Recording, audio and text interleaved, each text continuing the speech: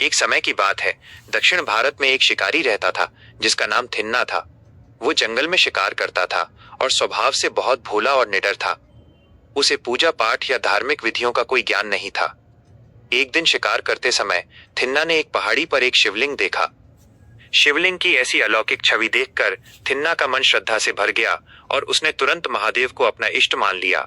उसके मन में शिवलिंग के प्रति इतना प्रेम उमड़ आया कि वह महादेव को अकेला नहीं छोड़ना चाहता था। थिन्ना ने अपनी साधारण बुद्धि के अनुसार शिवजी की सेवा शुरू की। वो पास की नदी से मुंह में पानी भरकर लाता और शिवलिंग को स्नान कराता। फिर वो अपने जूते पहने हुए ही शिवलिंग के ऊपर चढ़कर उस पर फूल चढ़ाता और जो मांस वो शिकार करके लाता उसे महादेव को भोग लगाकर स्वयं खाता। मंदिर के पुजारी जो विधिवत रूप से पूजा करते थे, थिन्ना की ये अशुद्ध पूजा देखकर बहुत दुखी और क्रोधित होते थे। वे हर दिन शिवलिंग को साफ करते, नई पूजा करते और सोचते कि ये कौन दुष्ट व्यक्ति है जो शिवलिंग को अपवित्र कर जाता है। एक दिन शिवजी ने अपने प्रिय भक्त थिन्ना की परीक्षा लेने की सोची। जब पुजारी पूजा करके चले गए तब थिन्ना आया। उसने देखा कि शिवलिंग की एक आंख से रक्त बह रहा है और महादेव बहुत पीड़ा में लग रहे हैं। थिन्ना ये देखकर जोर जोर से रोने लगा और उपाय खोजने लगा। जब कोई उपाय नहीं सूझा तो उसने सोचा कि यदि शरीर के किसी अंग में घाव हो जाए तो दूसरा अंग लगाकर उसे ठीक किया जा सकता है। ये सोचकर थिन्ना ने बिना किसी हिचकिचाहट के एक तीर से अपनी एक आंख निकाली और बहती हुई आंख की जगह लगा दी।